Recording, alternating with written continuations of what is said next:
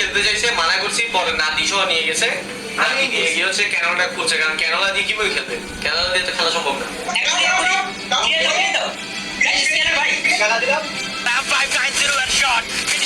করতে পারবে কিনা চিতা প্রথম রান বের করলো। Rahim the last man surviving.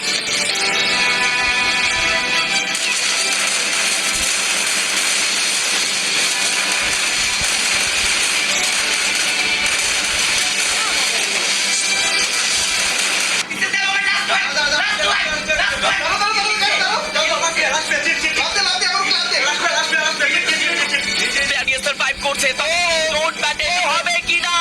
বিকো শেষ মুহূর্তে শট এন্ড দ্য বুয়া গিভ ইট রেক্টো।